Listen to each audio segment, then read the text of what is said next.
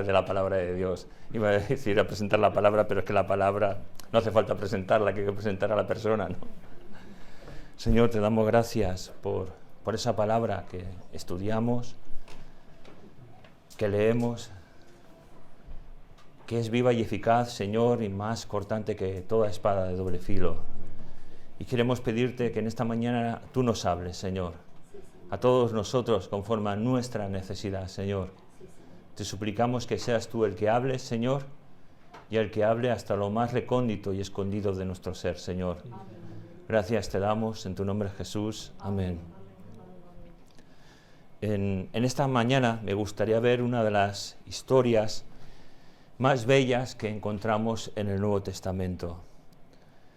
Yo creo que todos los que estamos aquí, a lo mejor, yo creo que casi todos lo conocemos, ya sea que hayamos leído esta historia o simplemente que la hayamos escuchado, porque es una de esas historias que casi todo el mundo conoce.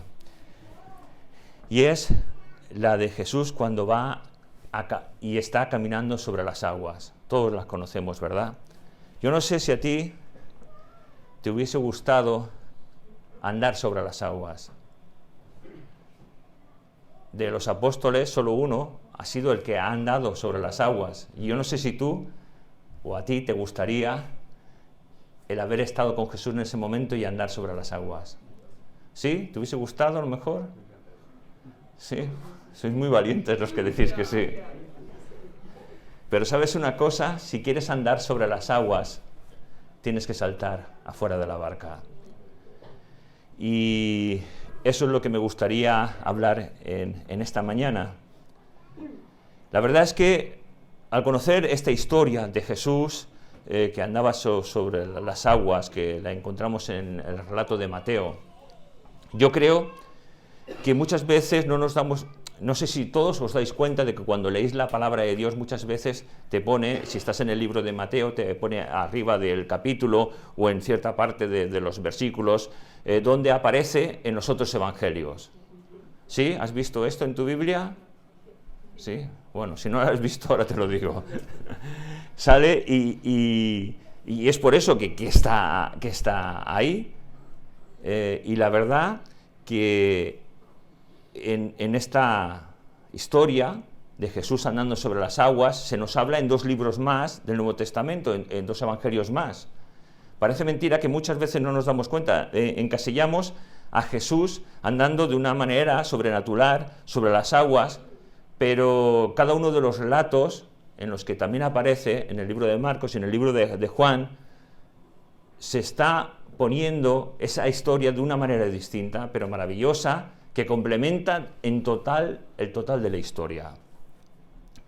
La verdad es que los 3 primeros libros de la Biblia, del Nuevo Testamento, son los llamados libros sinópticos, porque están escritos desde un punto de vista común y es muy parecido. Esos 3 primeros libros relatan milagros, parábolas, predicaciones e historias. En el libro de Juan no es el llamado sinóptico, sino porque Juan apunta de otra manera mucho más especial, mucho más íntima, y presenta a Jesús como el Verbo de Dios, como que Jesús es la culminación de lo que en Edén empezó en un momento dado con la caída, y a ese Jesús, el Hijo de Dios, hombre, pero Dios. Y en el principio era el Verbo, y el Verbo era Dios, ¿verdad? Maravilloso el libro de Juan. Y la verdad es que en ese libro de Juan habla de las conversaciones íntimas que Jesús tuvo con sus apóstoles, nos presenta a Jesús intercediendo, a Jesús orando, y nos presenta la comunión que Jesús tiene con el Padre en todo momento, cosa a imitar por cada uno de nosotros. Y si miramos y analizamos cada libro de una manera para pensar, bueno, cómo está hablando Mateo, Marcos, Lucas, Juan, a quién va dirigido. Y mira, el libro de Mateo está hablando al pueblo de Israel y habla con esa mentalidad judía que presenta a Jesús como el rey esperado, la promesa de Israel, el rey de los judíos. El libro de Marcos habla de esa mentalidad romana y presenta a Jesús como el conquistador. Pero, ¿sabes? Además, tiene una matiz que al mismo tiempo presenta a Jesús no como el conquistador que viene a ser el rey, sino como ese conquistador que viene a servir por amor al hombre, por amor a nosotros. En el libro de Lucas está tocando la mentalidad griega, y es decir, está hablando también a nosotros que somos los gentiles, y presenta esa mentalidad griega en que los griegos siempre buscaban la perfección, buscaban que el hombre fuera perfecto, y está presentando a ese hombre perfecto, a ese hombre que al mismo tiempo es Dios, Jesús, a ese hombre que tanto anhelaban, a ese hombre perfecto que tanto anhelaban los griegos, pero que en sí se presentó en el pueblo de Israel. Pero en ese pueblo de Israel, gracias a Dios, en ese cumplimiento de ese Mesías, hizo que la salvación fuera no tan solo para el pueblo de Israel, sino para todo el mundo, incluidos nosotros los gentiles. Y Juan está hablando a la iglesia, está hablando a los creyentes, presentando y recordando que Jesús es Dios, el Hijo de Dios. Qué maravilla, ¿verdad? Y visto desde esta panorámica en la que las historias muchas veces se repiten en un libro y otro, y viendo cómo cada uno de los escritores presentan de una manera determinada, de una manera particular, cada evangelio, cada exposición de ese relato de la venida del Mesías. Y yo creo que es muy bueno ver que no hay dos personas que sean iguales, cada uno tenemos nuestros rasgos que nos caracterizan por nuestro crecimiento, con nuestra familia, por los genes que vamos adquiriendo y que están definidos de parte también de Dios para el servicio para Él. Y cómo cada uno de nosotros, Dios en sí nos forma y nos prepara para su servicio. Y esto es algo maravilloso. El pensar que no hay dos predicadores iguales, que no hay dos maestras de escuelas dominicales, que no hay dos miembros de iglesia iguales, que cada uno somos como la nieve que cuando cae, que ese copo de nieve es distinto uno a otro. Cada uno de nosotros somos distintos, tenemos nuestras peculiaridades, pero todos amamos y servimos a Dios. Amén, gloria a Dios, ¿verdad? Me gustaría que leyéramos ahora la narración que encontramos en el libro de Mateo. Fijaos, la narración del libro de Mateo se encuentra en el capítulo 14 y es de los versículos 22 al 33. En Marcos se repite desde otra perspectiva, recordar esa perspectiva romana, ese pensamiento romano, y es el capítulo 6, versículos del 45 al 52. Y en el libro de Juan, en el capítulo 6, desde los versículos 14 al 21, nos narran la misma historia desde perspectivas, cada una de ellas diferentes, pero en que todas ellas podemos aprender algo maravilloso. Si queréis, vamos al libro de Mateo, al capítulo 14, vamos a leer para tener refresca la historia de Jesús, porque esta es la parte de Mateo en la cual nos relata que él anduvo que Pedro anduvo sobre las aguas. En las otras dos partes no aparece esto, pero aparece un montón de cosas que no aparecen en el relato de Mateo. Vamos a leerlo. Dice: enseguida Jesús hizo a sus discípulos entrar en la barca e ir delante de él a la otra ribera, entre tanto que él despedía a la multitud. Despedida la multitud, subió al monte a orar, aparte, y cuando le llegó la noche estaba allí solo. Y ya la barca estaba en medio del mar, azotada por las olas, porque el viento era contrario. Mas a la cuarta vigilia de la noche, Jesús vino a ellos andando sobre el mar, y los discípulos, viéndoles andar sobre el mar, se turbaron diciendo: ¡un fantasma! Y dieron voces de miedo. Pero enseguida Jesús les habló diciendo: tened ánimo, yo soy, no temáis. Entonces le respondió Pedro y dijo: Señor, si eres tú, manda que yo vaya a ti sobre las aguas. Y él le dijo: ven. Y descendiendo Pedro de la barca, andaba sobre las aguas para ir a Jesús. Pero a ver el fuerte viento tuvo miedo y comenzó a hundirse. Dio voces diciendo: Señor, sálvame. Al momento Jesús, extendiendo la mano, asió de él y le dijo: hombre de poca fe, ¿por qué dudaste? Y cuando ellos subieron en la barca, se calmó el viento. Entonces los que estaban en la barca vinieron y le adoraron diciendo, verdaderamente eres el Hijo de Dios. Amén. Qué relato más precioso, ¿verdad? Pero si nos vamos al relato de Juan, fijaos que cada uno va a decir un matiz distinto de esta historia y todo ello se complementa y es maravilloso, porque a partir del versículo 14 Jesús empieza a despedir a todos diciendo a los discípulos que se fueran a la otra parte del lago y él se marcha a orar. Yo no sé si esto os llama la atención, pero la explicación la encontramos en el libro de Juan. En el libro de Juan, a partir del versículo 14, nos dice que la multitud que fue sustentada con esos panes y con esos peces, querían coger a Jesús y proclamarlo rey. Querían hacer en ese momento una rebelión para quitar a Herodes desde el templo y para proclamar a Jesús como el único rey del Estado de Israel y sacar también a todos los romanos. ¿Qué es lo que hace Jesús? Irse. Porque su reino no es de este mundo. Y es algo que también nosotros que tenemos que entender. Nuestro reino no es de este mundo. Marcos, fijaos, destaca a Jesús andar sobre las aguas. Y aquí el relato de Marcos es el que más me gusta. Y os lo voy a explicar. Porque en el relato de Marcos se ve a Jesús que empieza a andar sobre las aguas. Y ellos ven como Jesús va a pasar de largo de ellos. ¿Os imagináis? Estáis en una barca, estáis luchando, estáis exhaustos, de pronto veis a Jesús, ese Mesías que ellos tienen, que conviven con él, que ha hecho milagros, que ha hecho portentos, que ha hecho maravillas, y Jesús va a pasar de largo y ellos se van a quedar ahí. ¡Qué chasco!, ¿no? Y es que el sentido de Dios del humor es increíble, me encanta. Bueno, Él ha creado el humor. No. Él ha creado todo. Nuestro ser, hermanos, por favor. Y tal vez en ese momento de desesperación en el que Jesús hace como que va a pasar de largo, yo me pregunto si estuviese en la barca o Jesús podría decir, pero ¿por qué no me pedís ayuda? ¿Por qué no habéis clamado al Padre pidiendo socorro? ¿Por qué os estáis esforzando en hacer algo con vuestras fuerzas que no podéis, teniéndome a mí como el Rey, el sustentador, el que quiere bendeciros y ayudaros? Y eso nos pasa muchas veces a nosotros, ¿verdad? Yo no sé, pero la verdad es que en esta parte de la historia, cuando ven a Jesús que está andando lejos, piensan que es un fantasma. Imaginaos qué mentalidad que tenían, pero es que nosotros también tenemos una mentalidad. No podemos quejarnos de ellos.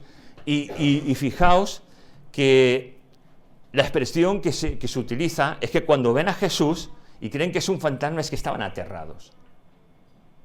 O sea, no estaban confiando en que era Jesús, el Hijo de Dios. Y entonces le piden ayuda y Jesús les dice, tened ánimo, yo soy, no temáis. Imaginaos, un fantasma, no, es Jesús, socorro, ayúdame. Tranquilos, yo soy, no temáis. Y eso nos lo dice a nosotros en cada momento difícil de nuestra vida. Y aquí podíamos hacer una pregunta a los discípulos. ¿Quién es Jesús para ti? Y también nos la podemos hacer nosotros. ¿Quién es Jesús para nosotros? Y ahí lo dejo en el aire. El libro de Mateo destaca como Pedro empieza a caminar sobre las aguas.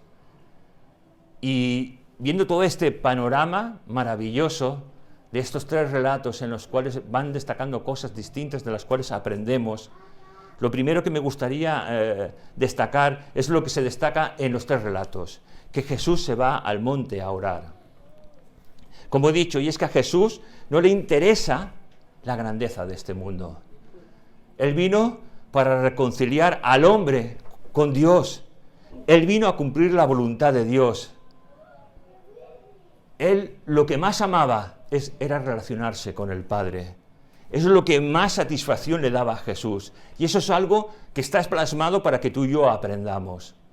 Que lo más satisfactorio de nuestra vida no es el dinero, no es tener una casa grande, no es tener una consola último modelo, no es tener el último modelo del móvil que sale al mercado. Nuestra gran satisfacción tiene que ser nuestra relación con Dios. Y ojalá Dios nos ayude a aprender esto y a tenerlo como un dogma para nosotros, a relacionarnos con Dios. Que Dios nos ayude, ¿verdad? La verdad que muchas veces cuando uno es un hijo de Dios, empieza a servir o empieza en los caminos de Dios, muchas veces uno quiere sentirse como aprobado por todos. Uno llega a conocer, a experimentar la salvación y hablas a tu familia y muchas veces tu familia te dice, estás loco, te han comido la cabeza, tienes que salir de esa secta peligrosa en la cual estás metido. Y sabes, algunas veces cuando tenemos esa lucha con nuestra familia, con nuestros amigos, casi nos venimos abajo porque queremos tener la aprobación de las personas que amamos, de las personas que nos relacionamos. Pero, hijo de Dios, no esperes nunca la aprobación de la gente de este mundo, no esperes nunca la aprobación de tu casa, no esperes nunca la aprobación incluso de tus hermanos. Busca tan solo la aprobación de Dios. Busca tan solo la aprobación de Dios. Y la verdad es que estamos andando en una época muy deprisa, en que todos vamos corriendo. El otro día bajamos mi mujer y yo aquí al barrio de Gracia a hacer un mandado, como se diría en Andalucía, hacer un mandado para la iglesia, ¿no? Y estábamos en ese mandado y yo me gusta andar muy rápido y mi mujer al final me hace un tirón, dice, ¿pero qué prisa tenemos? Y digo, ostras, pues es verdad. Pero es que íbamos como motos, vamos. Y yo creo que la sociedad es que nos mete ese nerviosismo, esa prisa. Y sobre todo en esta época nos mete ese espíritu tan bonito de la Navidad. Pero, ¿sabes? Es un espíritu perverso, falso. Jesús no nació el 25 de diciembre, porque este espíritu navideño en el cual tú y yo estamos, solo nos hace pensar en gastarnos dinero y en regalar, en gastarnos dinero y en comer, en gastarnos dinero y ir a cualquier sitio a pasarlo bien, en gastarnos dinero y descansar. Caray, ¿qué espíritu es ese? Yo hoy me quería vestir de Santa Claus, pero mi mujer no me ha dejado. Pero bueno, todo esto, hermanos, sinceramente nos aleja de la verdadera comunión con Dios. Yo no sé a ti, pero a mí muchas veces no estoy tan fuerte espiritualmente como tú a veces te puedes encontrar en ciertas épocas del año, y esto influye en que nos relajemos. Pero, ¿sabes? Es como el COVID. No te puedes relajar. El mal de ese bicho, de ese virus, te rodea. Y nosotros, los hijos de Dios, no nos podemos relajar porque el mal nos está rodeando. Y la Biblia lo dice, que el diablo está como un león rugiente alrededor tuyo, intentando, buscando en qué momento puede meterte la zarpa para devorarte. Pero ¿sabes una cosa? Está a nuestro alrededor. Eso es lo maravilloso, que está a nuestro alrededor y aunque a veces puede darnos con su zarpa, porque nos puede dar con su zarpa, nunca nos va a devorar. ¿Sabes por qué? Porque el Espíritu de Dios es más fuerte que Él. Amén. Y ese Espíritu de Dios mora en ti porque te ha sellado como un hijo de Dios. Amén. Qué maravilla, ¿verdad? La verdad es que muchas veces, como los apóstoles, en el momento que Jesús les dice, iros a la otra orilla, empiezan a andar solos. Y lo curioso de este relato es que Jesús les envía que fueran solos. Y yo me pregunto, Jesús, ¿cómo los envía solos? Porque es que si no vamos con Jesús estamos perdidos. Yo no sé tú, pero si no es una realidad el vivir en comunión con Dios todos los días, estamos perdidos. Este jueves lo decía en la predicación que yo creo que es un problema el que no hablemos más del Espíritu Santo, porque el Espíritu Santo es Dios. Así nos lo presenta la palabra de Dios. ¿Sabes? Y cuando uno llega a ser un hijo de Dios, es sellado con el Espíritu Santo. Y el Espíritu Santo está en tu vida, es tu compañero de viaje. Pero ¿sabes una cosa? Es como el matrimonio en el cual dos personas están conviviendo juntos, pero no se hablan. O solo se hablan para momentos determinados. Si tú no te hablas con tu esposa, no te hablas con tu marido, tu relación, perdona que te diga, es una relación fría y distante. ¿Estamos de acuerdo? Hay que hablar. Nosotros tenemos que hablar con el Espíritu Santo, porque está en nosotros. Entonces tenemos que hablar con Él. Pedirle que nos ayude a que nuestra mente esté llena de la palabra de Dios, a que nuestra mente sea renovada en Él, en su palabra, en su Espíritu.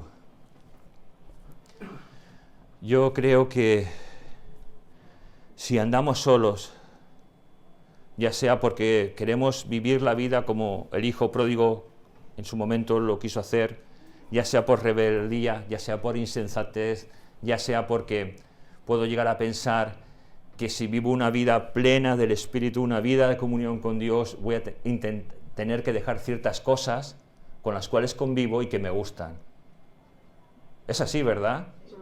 Tú y yo convivimos con muchas cosas que nos encantan, pero que a veces el Señor te dice, no me gusta eso en ti, tienes que dejarlo. Y entonces nosotros decimos, Señor, pero si es lícito, tu palabra lo pone, todo me es lícito, pero no todo me conviene, pero esto es lícito. No, dámelo. Otras veces es un pecado, claramente y llanamente, es un pecado en el cual nos gusta y somos como los cerdos que nos gusta revolcarnos en el fango. Pero Dios no quiere que hagamos eso. Dios quiere que andemos en libertad. Dios quiere que andemos en comunión. Yo no sé si tú sabes tu destino cuál es. Hay una película que es una saga, hicieron 3 o 4 películas que se llama Destino Final. Y yo no sé cuál es tu destino final. Si eres un hijo de Dios, yo creo que lo sabes. Pero si no eres un hijo de Dios, yo te invito a que sepas cuál es tu destino final, que te acerques a Dios, que te reconcilies con Dios y que pases a formar parte de la familia de Dios. Claro, yo a veces puedo pensar, pero si yo soy un hijo de Dios, yo vengo todos los domingos. Pero, ¿sabes una cosa? Yo iba a la iglesia todos los domingos, pero cuando salía por esa puerta, no por esta metálica que está puesta ahora, por la otra puerta, yo hacía lo que quería. Yo vivía pensando en aquello que me satisfacía y podía hacer. Pero un día, Dios tocó mi corazón. Pensando que yo era un cristiano, Dios tocó mi corazón. Y sentí como el Señor perdonaba todos mis pecados. Y desde ese día, que me hubiese gustado apuntármelo, porque ese día para mí sería un día de celebración, el Señor cambió mi vida. Y yo no me lo esperaba que Él cambiara mi vida. Yo incluso cuando iba a las iglesias o una campaña y hacía un llamado, yo siempre levantaba la mano. Y siempre venían a orar por mí. Y digo, pero si esto es lo mismo de todos los días. Pero ¿sabes una cosa? Estando en una silla, Dios me tocó mi corazón. No hubo llamado ninguno. No sé de lo que estaban predicando, porque ya es que ni lo sé, pero sé que sentí que era un pecador, que me tenía que arrepentir, que Jesús perdonaba mis pecados y que me limpiaba. Y fue como si tuviese un peso tan grande encima que en ese momento ese peso desapareció de mi vida. Y me transformó. Y desde ese día ha sido una vida de luchas, de derrotas muchas veces, pero en las cuales también el Señor me ha extendido la mano y me ha levantado. Porque la vida de un creyente es así, de derrotas, de caídas, pero de levantamiento. Y de proseguir hacia adelante, hacia esa meta que tenemos tú y yo. Yo conocía a Jesús de una manera intelectual, pero no como mi Salvador. Y gracias que Él vino y pude conocerlo como mi Salvador.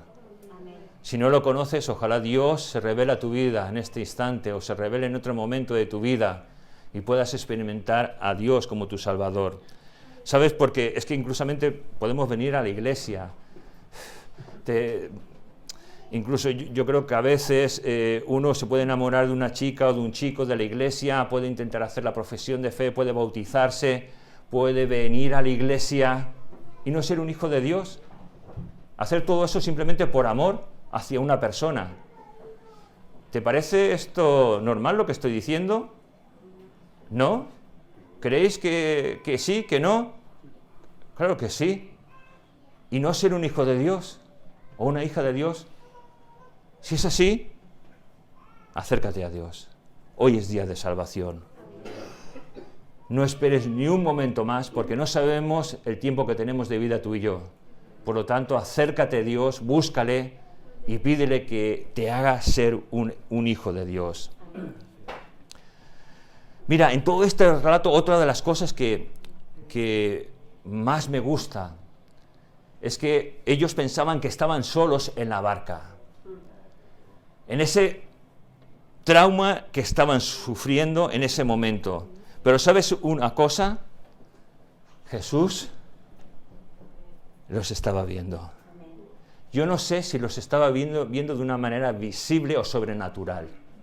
Porque yo pienso que estarían en medio de ese mar de Galilea, que las olas serían tremendas, que el viento, que tal vez a lo mejor fuera una noche estrellada, pero que tal vez muchas de las nubes que pudieran pasar en ese momento taparan parte de la visibilidad de ese momento.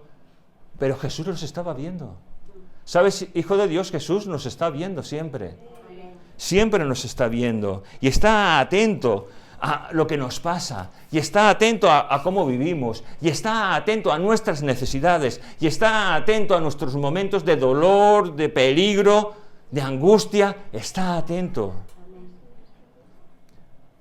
Lo curioso de todas estas situaciones es que Jesús los había mandado, y estaban obedeciendo a Jesús. Y la verdad que nunca, yo creo, podemos apartarnos de Jesús, porque entonces vienen un sinfín de peligros. Peligros que a lo mejor los vemos como una bendición de parte de Dios. Pero ¿sabes? Si esa bendición que tú ves que viene sobre tu vida de parte de Dios, te aleja de las cosas de Dios, no puedes venir a los cultos, no puedes estar con tu familia, no puedes tener una vida de comunión con tus hermanos. Eso es una trampa del diablo, que te quiere atar, que te quiere esclavizar para alejarte de los caminos de Dios. Caray, qué difícil es todo esto, ¿verdad? Fíjate, si estando en la voluntad de Dios como los apóstoles, en ese momento en que Jesús les dijo que fueran a la otra orilla, que ellos obedecieron, si hasta obedeciendo la voluntad de Dios vienen tormentas, ¿cómo no más cuando tal vez no estamos obedeciendo a Dios? Y sabes, en esa gran tormenta ellos creen que van a perder la vida. Y podemos preguntarnos, pero si es que estoy obedeciendo a Jesús, si estoy andando en su voluntad, tranquilo, Jesús está pendiente de nosotros, está pendiente de tu necesidad, está pendiente de tu tormenta, y Él acudirá siempre en el momento justo, ni antes ni después, en el momento justo para bendecir nuestras vidas. Tal vez como muchas veces yo me meto, nos podemos meter en esa situación y podemos pensar, si somos los apóstoles que estamos en esa barca, agotados, ¿por qué has tardado tanto en venir, Jesús? ¿Por qué has tardado tanto? ¿Por qué no has venido a la primera vigilia? ¿Por qué has venido a la cuarta vigilia? ¿Por qué hemos pasado por tanto dolor y por tanto sufrimiento? ¿Sabes una cosa? Ellos no preguntaron nada a Jesús. Es un ejemplo para nosotros, no tenemos que preguntar nada a Jesús. Jesús llega en el momento justo y cuando Él quiera nuestra vida. Además, fíjate, hay una cosa maravillosa que encontramos en la segunda carta a la iglesia de Corinto, en el capítulo 12, versículos del 7 al 9. Fijaos lo que dice: y para que la grandeza de las revelaciones no me saltase desmedidamente, me fue dado un aguijón en mi carne, un mensajero de Satanás que me abofetee, para que no me enaltezca de sobremanera, respecto a las cuales 3 veces he rogado al Señor que lo quite de mí, y el Señor me ha dicho: bástate mi gracia, porque mi poder se perfecciona en la debilidad. Por tanto, de buena gana me gloriaré más bien en mis debilidades, para que repose sobre mí el poder de Cristo. Amén. ¿Sabes una cosa? ¿Sabes lo que te quiere decir esto? Que cuando nosotros somos débiles y vemos que de verdad somos débiles y nos vemos indefensos, que no podemos más, que no podemos hacer nada, que en ese momento justo en el que decimos: haz lo que quieras, Señor, es entonces cuando empezamos a ser fuertes, porque estamos acudiendo a Dios, sabiendo que somos débiles, porque no somos fuertes, Muchas veces pensamos: yo soy muy fuerte, yo no peco, yo no... Cuando dices que ya no pecas, es que te van a meter una bofetada increíble. ¿Sabes? Somos muy débiles y debemos tener dependencia de Dios. Siempre de Dios, siempre de nuestro Señor Jesucristo. ¿Sabes una cosa? En medio de las grandes tormentas de nuestra vida, de esas grandes tormentas por las cuales hemos pasado y en las cuales, si volvemos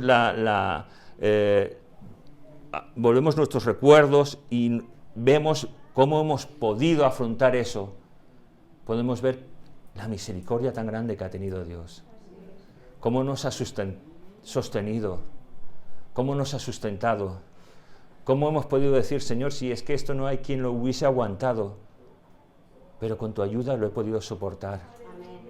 Yo no sé tu vida por las tormentas que hayas pasado, a lo mejor no has pasado ni una, gloria a Dios, pero sabes una cosa, sé que te van a venir. No quiero ser pájaro de mal agüero, pero es que la palabra de Dios nos dice que a través de pruebas y tribulaciones tenemos que entrar en el reino de Dios, y es que las pruebas y las tribulaciones van a ejercer la paciencia, van a ejercer la fe, van a ejercer la obediencia a Dios. En ellas vamos a ser probados, en ellas vamos a ser trastornados para que Dios sea glorificado. Por último, cosa importante: si quieres caminar sobre las aguas, tenemos que saltar fuera de la barca. Yo no sé si a este punto quieres saltar fuera de la barca o quieres quedarte en la barca. En los 3 panoramas que estamos viendo, en las 3 porciones bíblicas, vemos que estaban aterrados cuando ven a Jesús, que Jesús los intenta calmar, sobre todo en el relato de Mateo. Y Pedro, ese impulsivo Pedro, como muchos de nosotros, le dice a Jesús: si eres tú, como dudando, si eres tú, manda que yo vaya sobre las aguas. Y Jesús le dice: ven. ¡Wow! Métete en un momento en el lugar de Pedro. A lo mejor Pedro no estaba esperando esa respuesta. Pero cuando Jesús le dice ven, lo que va a hacer Pedro es un ejercicio de fe. De fe. En términos de psicología, se llama salir fuera de la zona de confort. Es decir, salir zona en la cual tú te sientes seguro, tú te sientes estable, para estar dentro de una zona de total inestabilidad. También me gustaría pensar en lo que los otros apóstoles que estaban con Pedro estarían pensando. Si yo fuera uno de esos, viendo lo que ha dicho Pedro, yo estaría pensando: Pedro, qué bocazas que eres. Siempre estás hablando más de la cuenta. Te vas a hundir y no hay quien te vaya a salvar. Bueno, eso es lo que yo pensaría si fuera uno de ellos. Y si fuera Pedro, otra vez, estaría pensando: ¿por qué he hablado más de la cuenta? Jesús me ha dicho que vaya. Miraría atrás, vería a los demás que estarían ahí, Y estaría pensando, si ahora no lo hago, voy a quedar como un gallina. Y Pedro tiene que saltar. Y a veces hay que saltar fuera de la barca. Porque en la vida de un hijo de Dios no podemos quedarnos simplemente en nuestra barca. En esa barca que da estabilidad, esa barca que es nuestro entorno seguro. Porque si estamos dentro de la barca nunca experimentaremos el poder de Jesús. Nunca podremos experimentar la gloria de Dios en nuestras vidas. Y nosotros hemos sido llamados para vivir y experimentar la palabra de Dios en nuestras vidas. Hemos sido llamados para vivir y experimentar a un Jesús vivo, no a una religión, no a un modo de vivir. Hemos sido llamados a vivir y a experimentar la palabra de Dios en su totalidad. A andar por fe, a vivir enamorados de Jesús. El quedarnos en la barca es decir que no queremos experimentar el poder de Dios. Y viendo esto, podíamos hacernos una pregunta. ¿En qué barca tú y yo estamos metidos? ¿Cuál es nuestra barca? ¿Qué es esa barca en la cual nos sentimos tan seguros? Y en la cual no estamos decididos para salir fuera, para experimentar la gracia de Dios. Yo creo que hay muchas cosas que pueden ser nuestra barca, en las cuales nos vamos a sentir muy seguros. Pero yo creo que en esta mañana todos tenemos una invitación de parte de Jesús a salir fuera de la barca, a no mirar las circunstancias, sino a escuchar la voz de Dios y a andar para Él. La verdad es que llega el momento crucial en el que Pedro tiene que salir de la barca. Su corazón, como el tuyo y el mío, en algunos momentos difíciles o de peligro o de ansiedad, estaría pum, pum, pum, pum, pum, pum, pum, pum. Y la adrenalina estarías saltando a tope. Y Pedro estaría pensando, salto, no salto. Y salta. Y empieza a caminar sobre las aguas. ¡Guau! ¿Cómo se quedarían los demás apóstoles en la barca? ¡Guau! ¿Qué está pasando? Pedro andando sobre las aguas. Estoy seguro que todos pensaban que se iban a hundir. Pero Pedro empezó a caminar. Pero ¿sabes una cosa? De repente Pedro le pasa algo que muchas veces nos pasa a ti y a mí. Empezamos a mirar a nuestro alrededor. Empezamos a mirar las circunstancias. Pedro estaría mirando el agua, la inestabilidad del agua, pero él estaba firme, pero esa inestabilidad, tal vez pensaría, si fuera como yo, en las leyes físicas, que es imposible estar en un fluido, sostenerse en un fluido, a no ser que pesaras tanto, que ese pesar tanto te hiciera flotar. Pero está andando. Pero mi cabeza, mi mente, en un momento dado me está diciendo, esto no es posible. Empieza a escuchar el viento, empieza a ver cómo las olas se van moviendo, y Pedro empieza a hundirse. Y pide ayuda a Jesús. Jesús, ayúdame. Y Jesús le tiende la mano y lo saca fuera del agua. Es que nuestro Jesús siempre está ahí para ayudarnos. Aunque muchas veces pensemos que nos hundimos, el Señor está ahí para extendernos la mano y para sacarnos fuera.